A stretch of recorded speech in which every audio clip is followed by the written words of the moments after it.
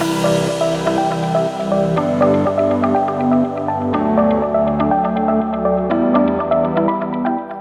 to the Front Seat Life podcast. This is Jessica Butts, your host and CEO and creator of Front Seat Life, where I help you be unapologetically who you are in your life, love, and business.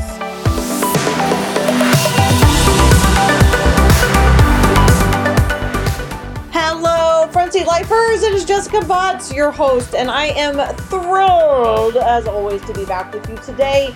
And today is a little bit of a riff off of episode 40. So for those of you who have been following along, thank you, by the way. I just looked at my new numbers, and there's lots and lots and lots of you actually listening. This is one of the weirdest things to do. I don't know if podcasters are this honest about this, but podcasting is freaking weird because you talk into your microphone. I'm sitting in my house in the Seattle area by myself, nobody's here, and I'm talking into a microphone and there's like no feedback. And so for as an extrovert that I am, it's just the weirdest thing. So I love that I've already started and I'm off on a side note. But for those of you who have been following along, the numbers look great. Thank you so much for listening. This is a bit of a follow-up to episode 40. So episode 40 was ambivert is not a thing. People that are talking about, I'm introverted and extroverted. And today I'm going to talk in a personal way. I'm going to share with you my front seat and some of the realizations that came up for me over the last, really just, I would say 2 weeks, but probably even a month or so. So in the last episode, I teased you a little bit that I would have Stephanie come on, and I realized I didn't really need her to come on, and I'd probably just talk over her anyway. So that wasn't super great. And so she and I had a meeting Monday and basically just said, just go do your damn podcast by yourself. So here I am. And the realization is, again, as I talked about in the Ambivert episode, that your front seat is made up of two different people, two different parts of your personality. One is extroverted and one is introverted. And this is why all extroverts need time alone. So oftentimes extroverts get this really bad rap that they are always supposed to be extroverted. They're always supposed to be out in the world and connecting and all the things. And introverts, I think they think oftentimes, or other people think that they never want to go out and be in public, which is not true, or connect. In fact, I've got a girlfriend's night tonight and I have 2 introverts coming over. They don't want to go to a big, busy restaurant, but they want to come to my house and connect and have wonderful, deep conversation. So what I've realized over the last couple of weeks, and again, possibly the last month, but specifically the last 2 weeks, is my front seat. So I'm an ENFJ, and I'd love a shout out from all my ENFJ listeners if this is going to resonate with you. Our front seat is extroverted feeling. So that's the driver of our car. That's very easy to see in all the things I do, but if you're an ENFJ, the same is true for you. It's a lot of giving. It's a lot of relationship building. I'm a coach and a podcaster and a keynote speaker, and I have lots of friends, and I really, really love to connect with human beings on all levels, build relationships. It's absolutely the best part of me. It's absolutely my front seat.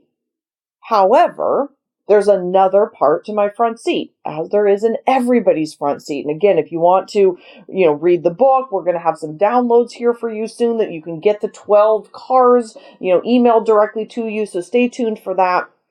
But in the meantime, the introverted part of my front seat, which again, an ambivert is not a thing, meaning you are both. In the last couple of weeks, I've started to feel, and I'm going to be very transparent about this, and I got Stephanie's approval, is that I have gotten very prickly with her in particular. And so she hasn't really noticed it, but I have been feeling prickly. And again, this is pretty vulnerable, but I'm going to go through and tell you why this is coming up so that you can learn from my experience. So as an extroverted feeler, that's what I give to the world. And I love it and I give a lot. However, that introverted part of my front seat is the introverted intuitive, which looks like, and again, Stephanie was saying, you got to tell people what this actually looks like. And I've even gotten away from it. And this is my world. Like, this is what I do is I coach this, as I've forgotten that introverted intuitive piece of me is quite honestly not much of a collaborator when it comes to idea generation. I am an introverted intuitive, which means I want to think about things by myself. I want to journal about them and process about them and go for walks and think about them and let the ideas like marinate and come to me. And Stephanie and I, my assistant, for those of you who don't know, have become very, very, very close and really amazing team members. And we have started seeing each other and collaborating multiple times a week. And I started to feel this feeling of like, what is wrong with me? Why do I not want to do this? Because when we're together, it's magnificent. Like, it's off the charts. We're super creative. We come up with ideas. However, this is the other very vulnerable piece. And my gosh, this is super vulnerable, but I'm just going to say it.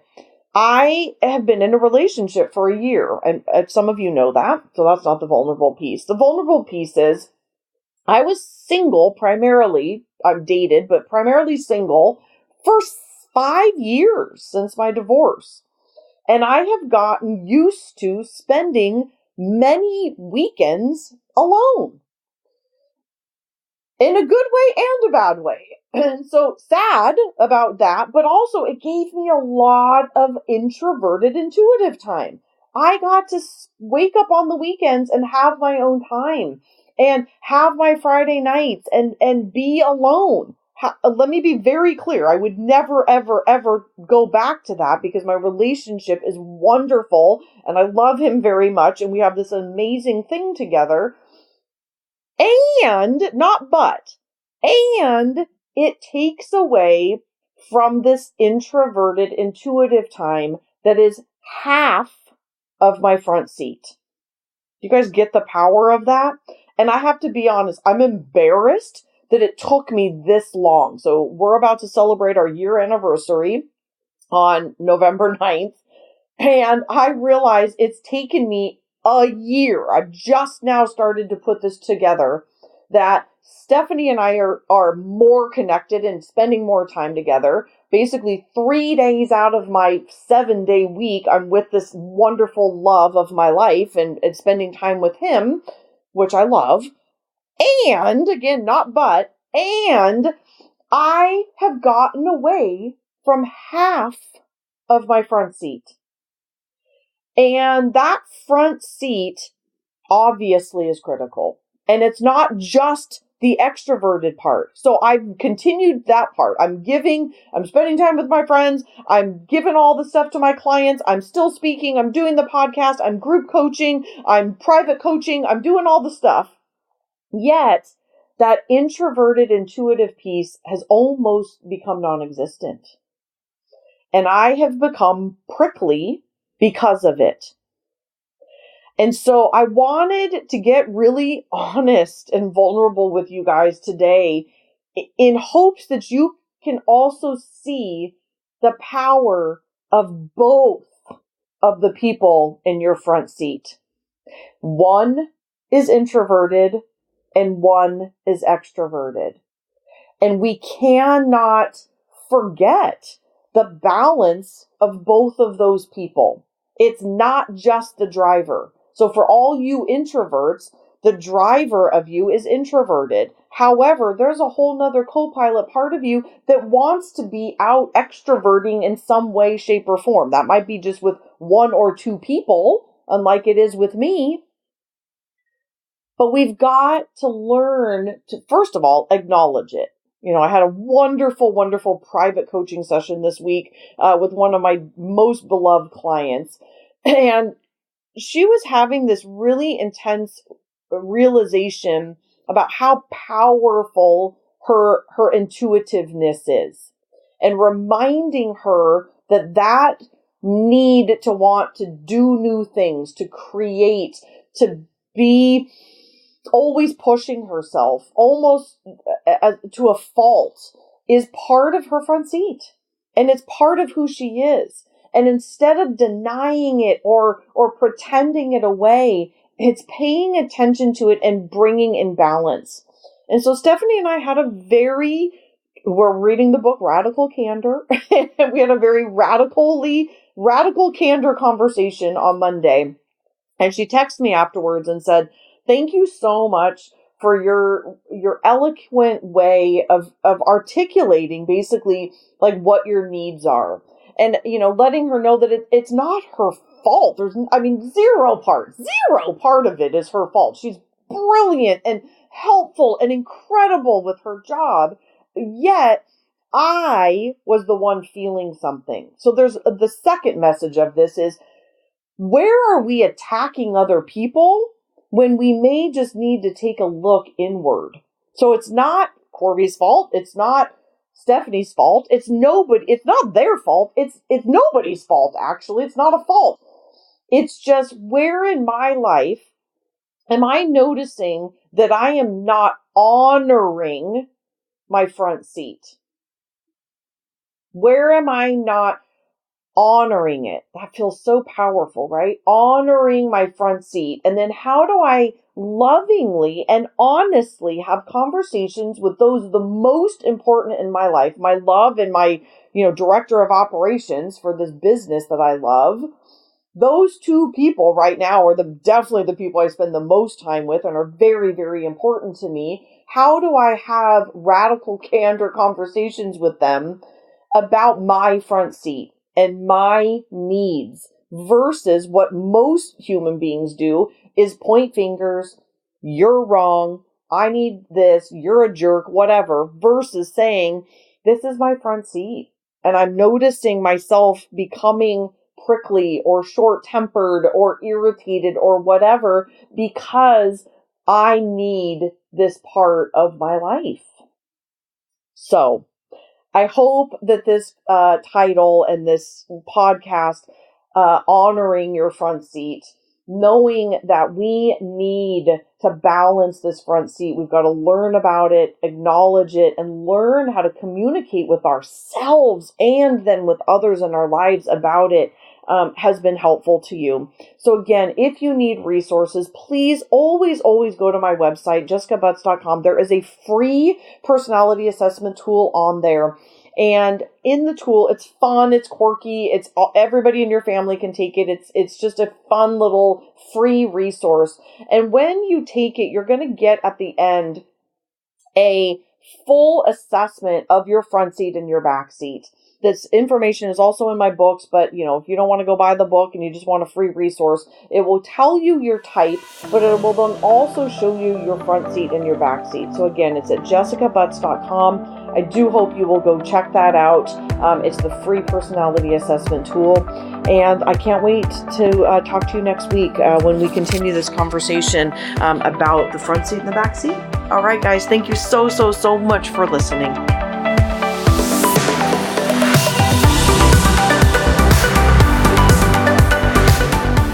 From the bottom of my heart, truly, thank you so much for listening. I know that you have a ton of options, and the fact that you are taking time to listen to the Front Seat Life podcast means absolutely everything to me.